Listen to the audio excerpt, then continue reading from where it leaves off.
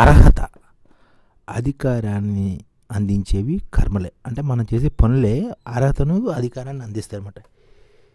ఏది తనంతట తానే దరికి చేరదు, శోధించి సాధించాలి. అదే దీర్ఘగుణం.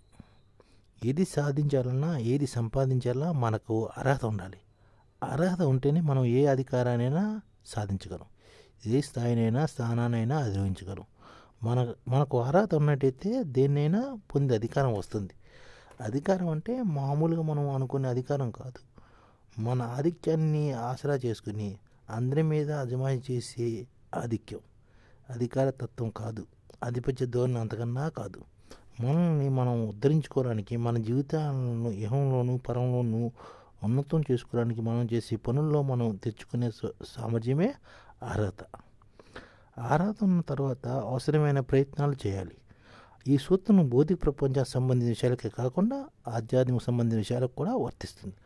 మనకున్న అర్హతను మూలము చేసుకుని ఆధ్యాత్మిక ఉన్నతికి చేరుకోవడానికి మనం ఆచరించే కర్మలే పైన చెప్పుతున్న అధికారానికి మనకు అందిస్తాయి. నిజానికి ఆలోచన చేస్తే అంతా ఏమంగా ఉంటుంది, గందరగోళంగా అంతా అర్థమైనట్టుంది, ఏమీ అర్థమైనట్టు ఉండదు. ఇవో పట్టానంత చెక్కదు. సందర్భాలు సత్యంతుల్లో సకర్మలు మనం ఆచరిస్తుంటే మనం మరణించాక మనకు స్వర్గం ప్రాపిస్తుంది అని అంటారు. దుష్ట చింతనతో, దుష్టబుద్ధితో పాపకర్మలు ఆచరిస్తూ జీవితాన్ని గడిపేతే పరంలో నరక ప్రాప్తి వస్తుందంటారు. ఇప్పుడు మనకి అర్హత ఉంటే అధికారం మనం చేసే కర్మల వల్ల దానికి అదే వస్తుంది. అలాగే ఆధ్యాత్మికం కూడా మనం ఎవరికి హాని కలిగించకుండా మనం బతకాలని దీని యొక్క అర్థం అన్నమాట.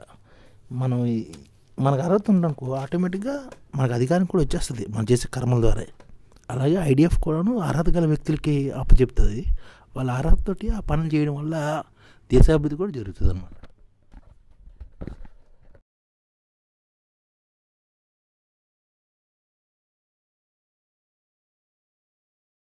ఈ ఛానల్ ముఖ్య ఉద్దేశం ఏంటంటే, మన తెలుగు రాష్ట్రాల్లో 1 కోటి మందికి సంఘటిత రంగాల్లో ఏ విధంగా ఉద్యోగాలు ఇవ్వవచ్చు, కనీస నెల జీతం 30,000 వరకు ఏ విధంగా ఇవ్వవచ్చు, ఏ విధంగా చేస్తే ఉద్యోగాలు సృష్టించబడతాయో వివరిస్తూ ఈ ఛానల్ వీడియోలు వస్తాయి.